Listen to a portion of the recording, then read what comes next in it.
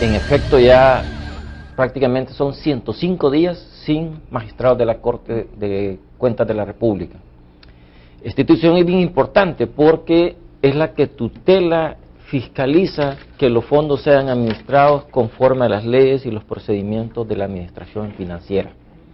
Entonces es la auditoría, la Contraloría de los fondos públicos, que son las contribuciones e impuestos de todos los ciudadanos.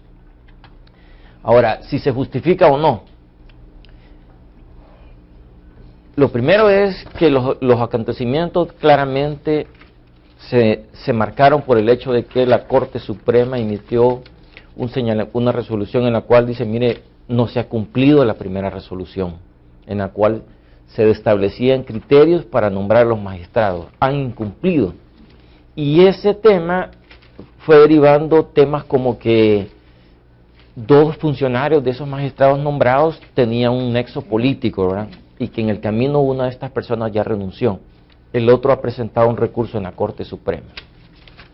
Y el tercero, que no tenía un nexo político claro, identificado, que es el magistrado presidente, ¿verdad?, nombrado en esa oportunidad, él curiosamente, en algunos momentos él señaló que él iba a estar asistiendo a la Corte a ver temas sin firmar nada. Pero a mí me parece que eso incluso es un irrespeto a la misma resolución de la Corte. Porque si la Corte le dice, mire, usted no puede ser porque no se ha cumplido el proceso, ¿cómo es que él va a seguir ahí? ¿Verdad? Y usando recursos, etcétera. El tema, si se justifica o no, de nuevo, no han dado un argumento para no elegir en más de 100 días. Y de hecho, la última reunión de Junta Directiva de la Asamblea, la gente de Ghana propuso elegir a esos magistrados. Inclusive antes del procurador.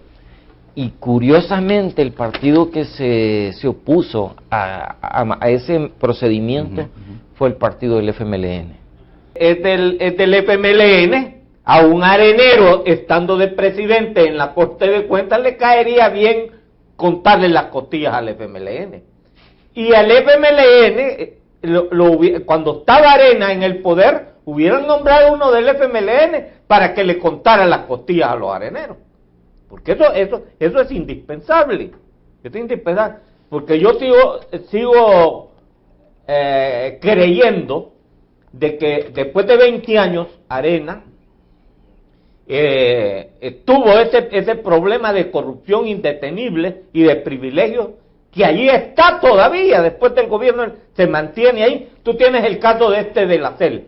¿Quién va a negar que todo ese grupo que estuvo en la CEL de Arena creó una corrupción y unas prebendas y ha entregado el subsuelo salvadoreño a la compañía italiana en él, y probablemente tenemos que tomar una decisión casi que solo la Fuerza Armada puede hacer defendiendo la integridad del territorio nacional? Pero hoy viene y cuenta Rafael el otro caso de los que hoy están en CEL. El Chaparral. Pero si los canales han quedado ahí, se facilitan las cosas. Hay que parar y revisar de manera concienzuda, brillante, las leyes. Porque en la misma Constitución se establece que el responsable de la hacienda pública es el Ejecutivo. No, Rafael, es que a mí me hubiera sido mucho más simpático yo lo estaba mencionando no en otro sentido, sino para el siguiente argumento. No, a mí me hubiera ilusionado de que el texto, la Constitución dijera que la Corte de Cuentas era un organismo completamente independiente de todos los órganos de Estado. Eso es lo que debió haber dicho. Digamos que ese tema... Eso hubiera sido lo ideal. Tiene tal vez una filosofía que no lo logro porque no estoy argumentando en ese sentido, sino que es en el siguiente. Tal como está diseñada, te dice, mire, tiene que haber independencia entre el órgano contralor, fiscalizador de los fondos públicos, con el que yo en la Constitución defino que es el responsable de administrarlos y de toda la hacienda pública, que es el Ejecutivo. Ok, vámonos al tema del nombramiento de las personas en esa lógica. Si el partido de gobierno que maneja el Ejecutivo pone una persona de su estructura política como presidente o como magistrado en esa corte, sin ninguna duda tiene control y tiene la forma de manejar la institución. De hecho, eso es lo que en el pasado ha estado ocurriendo acá y es lo que se quiere cambiar. Entonces yo no le veo la razón por la cual insistir en seguir haciendo lo mismo que le hace daño al país.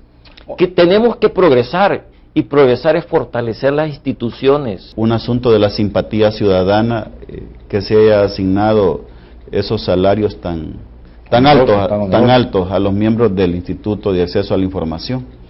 Creo que deberían de revisarse esas asignaciones y decidir lo que más convenga al interés público, en este caso concreto del Instituto de Acceso a la Información. Obviamente el salario no se lo pusieron ellos, ¿verdad?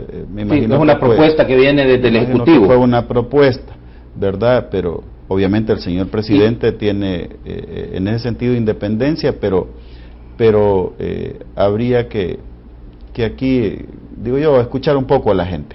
Piensen en el esquema que va 4 direcciones, 4 gerencias y luego tiene 5 jefaturas y el personal total son 48 plazas. Mira, Natán, aquí lo que están creando es un monstruo, se han lucido en burocracia. ¿Para qué? ¿Para cuál es la función de esta institución? Este instituto solamente va a dirimir si la persona tiene derecho a una solicitud de información que le ha sido negada por una institución pública. Eso es simplemente agarrar la solicitud y verificar con la ley y el reglamento si eso es conforme o no, y responderle tiene derecho o no tiene derecho a la información. O sea, ¿crees tú que no se justifica lo que dice uno de los 4 magistrados? Es un tribunal, que el salario se basa en un estudio técnico. Yo estoy de acuerdo, Raúl, en el tema de que la gente puede ganar más, esto o mucho más, pero ojo, los salarios tienen que tener una correspondencia con la responsabilidad.